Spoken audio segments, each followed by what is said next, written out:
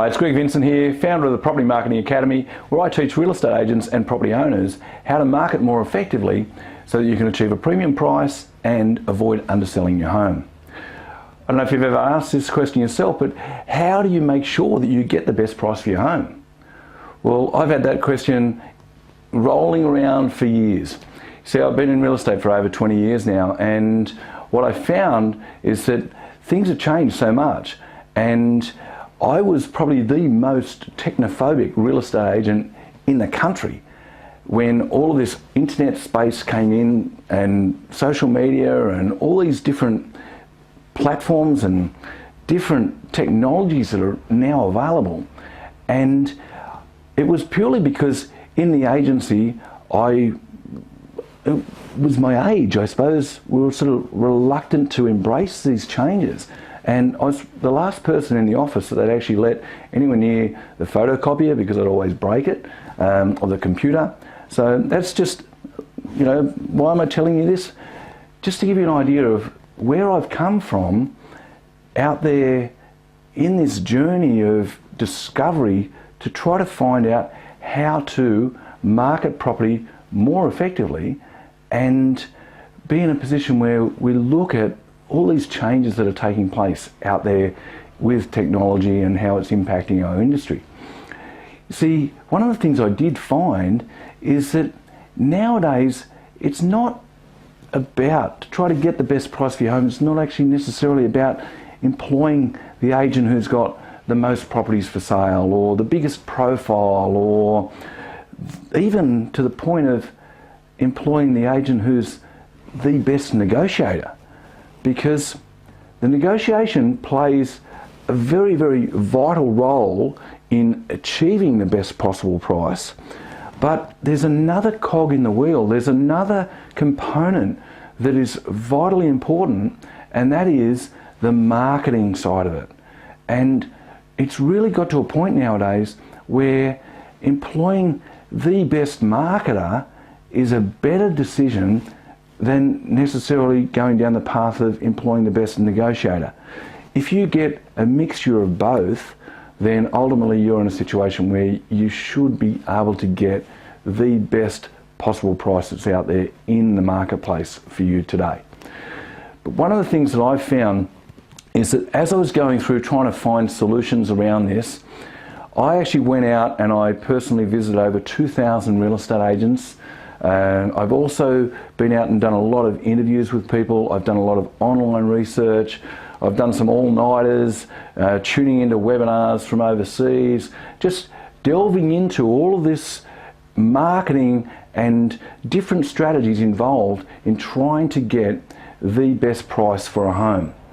And it was interesting to give you an idea. There was a place that we've just recently sold, and the owners were in a situation where they'd seen a local agent who was very, very successful, and basically they'd made the decision that they were going to employ that local agent. And the owner told me afterwards, he said, "Greg, my partner, she said, we've already decided which agent, so why bother getting Greg in when we've already decided that's the way we're going to go?"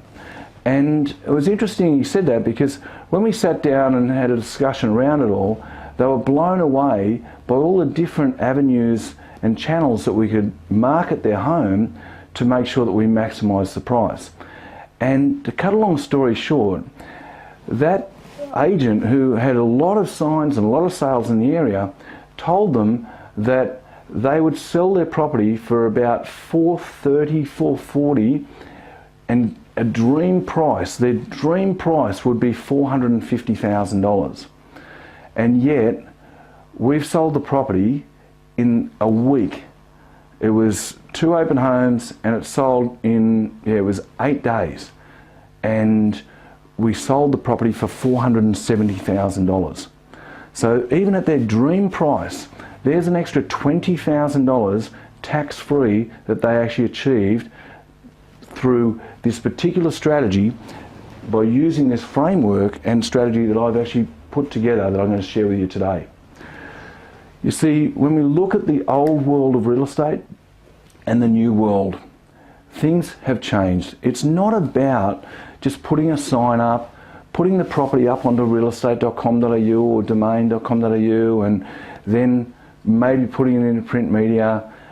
There's a whole new dynamic around this, and that's why I've put together this record price framework and how we've actually been able to go out there in the marketplace and achieve such incredible prices for our clients.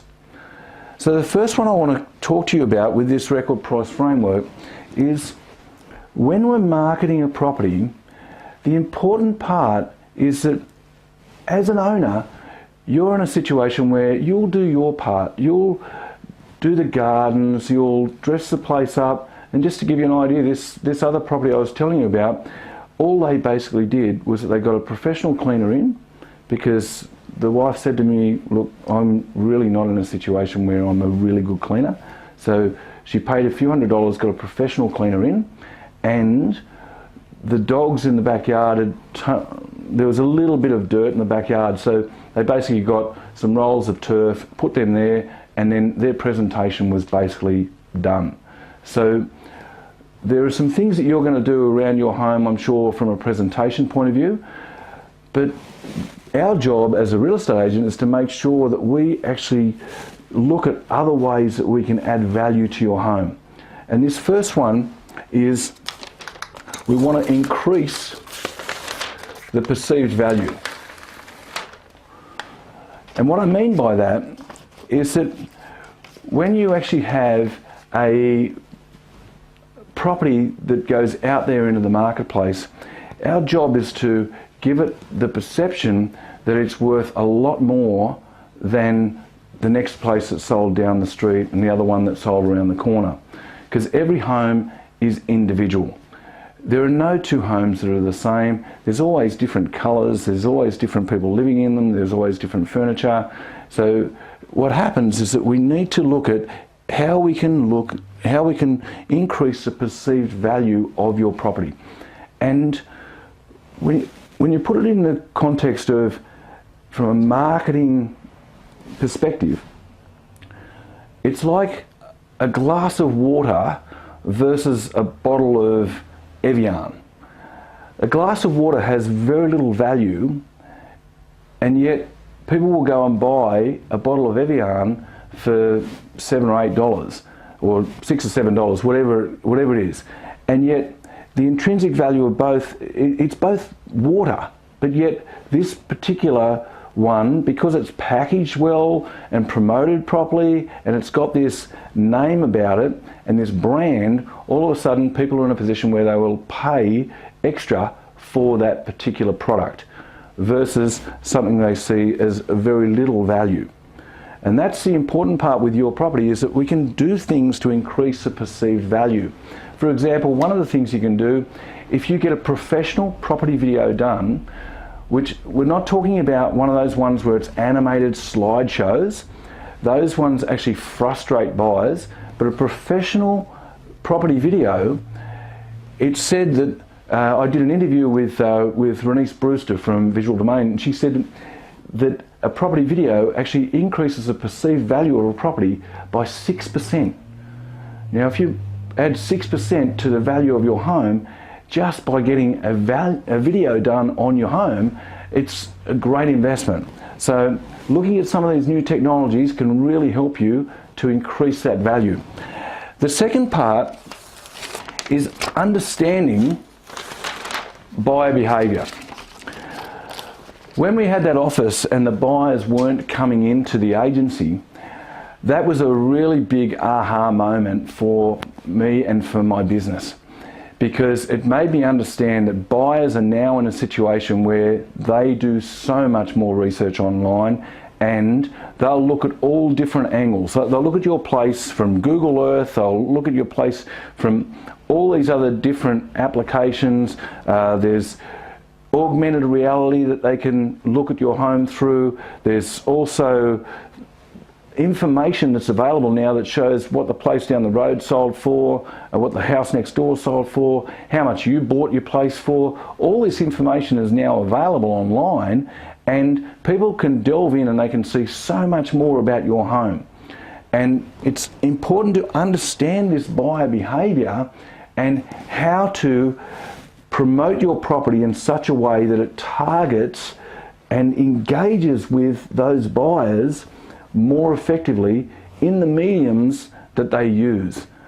So some people are in a position where they're still reading the paper. Some people are in a position where they're purely online and they're looking at the major portals. Some of them delve right into all these other different areas and they investigate your home via all these different mediums that I mentioned earlier. Now the third one is really important as well, and that's identifying your target market. You see, buyers come from all different areas nowadays. With the internet, you can have buyers from overseas looking at your property who are expats or overseas investors who may be in a position where they're looking at purchasing a place in around this area, and all of a sudden your property can appear for them. And yet a lot of properties tend to be promoted very similarly, and they tend to be promoted based on features rather than the benefits around it. And that's something I'm going to talk to you about in a moment. But the other thing is identifying the target market.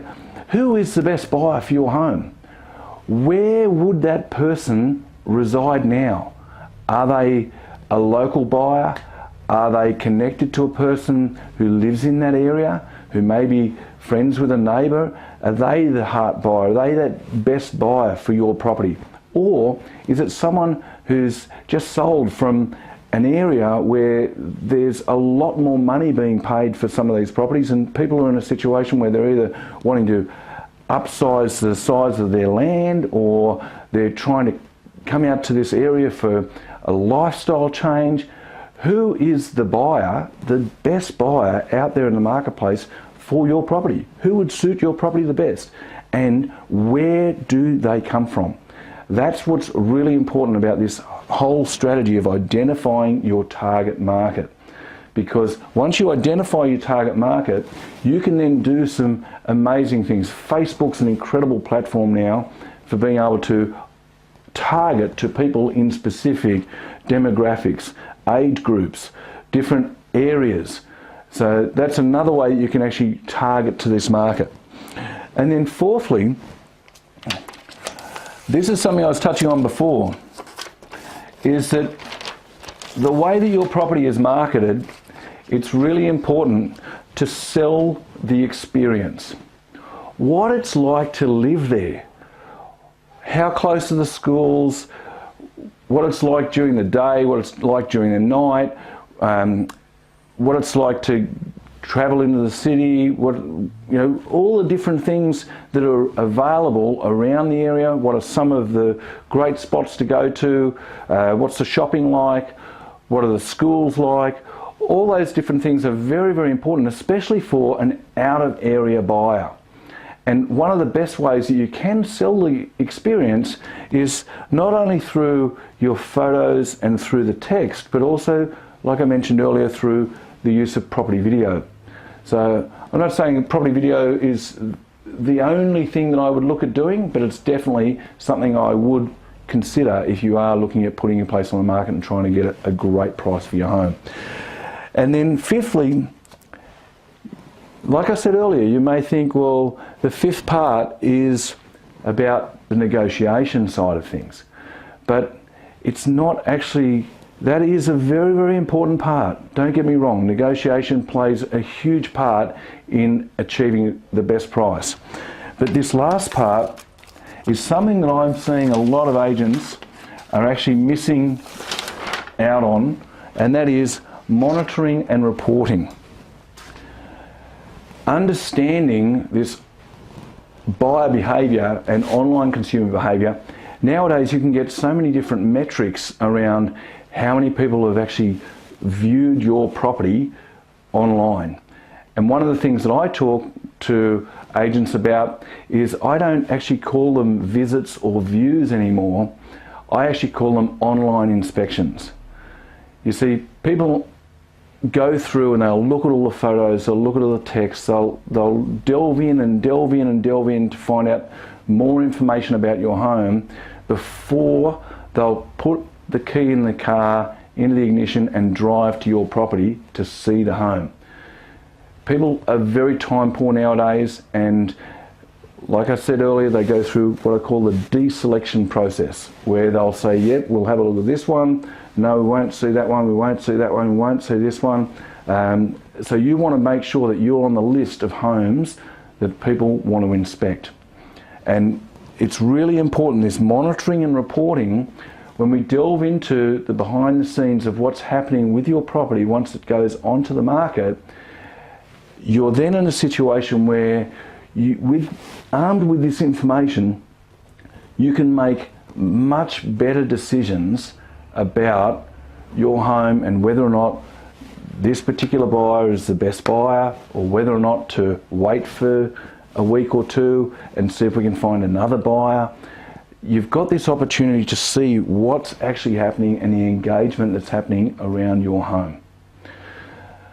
One of the things I am seeing around this is I'm seeing a number of mistakes, and it's like that property that we had on the market.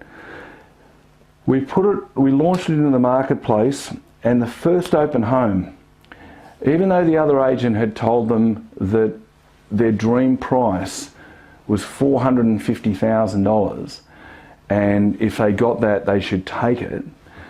Well, the very first buy that came through the home actually offered $460,000 to $465,000, and they were there before the open home, so they were the first to inspect. And we also had another buyer that was talking around the same sort of money as well. But one of the things I said to the owner, I said, let's just breathe. You've got time on your side. Instead of just taking that and thinking, well, you've got $10,000 more or $15,000 more than your dream price, let's just see what response we get. Let's just see how the week plays out. And sure enough, we went from having a buyer there that was prepared to buy it at $460 to getting a buyer who was prepared to buy it at $470, all in the matter of a week. And sometimes it's important to be able to see, this is why it's vital to be able to see what's actually happening in here and monitoring that to then be able to make decisions like that. And one of the things I am also seeing is that some agents are out there and they don't quite understand the whole buyer behaviour thing. And I'm seeing a lot of places now going up for sale where there's no price on the property. And there's a lot of people, every buyer who's come through every single home that we've had, every single one of them has said they hate the fact that there's no price on a property. So I'll put together in one of my next videos, I'll put together something around that price strategy and why I believe that no price normally equals a low price. So keep an eye out for that. But one of the things that I would look at doing is just be really mindful about when you're calling in a real estate agent. I would make sure that you get what I call a second opinion and pay attention to the second opinion. You see, there's two types of opinions. There's what I call the market opinion, where the agent goes out and they'll say, this is what I think your property's worth based on this home that sold and that home that sold and that home that sold. That's more like a valuation type opinion, whereas the second part of the opinion is what I call the marketing opinion. And that marketing opinion is absolutely vital. That part of being able to use the marketing to increase the perceived value and tune into some of this buyer behaviour, and also identify your target market with your property and market to that target market, is absolutely critical. And the other part is this selling the experience. And having it that when someone is looking at your home over the internet, that they're in a situation where they just want to get in the car and they want to come out and have a look. And that's the critical part of being able to sell your home for the best price out there in today's market. So I hope you found this helpful. If you've got any questions, please feel free to get in touch with me, and thank you very much for tuning in. We'll see you in the next episode. Thanks for watching. Bye for now.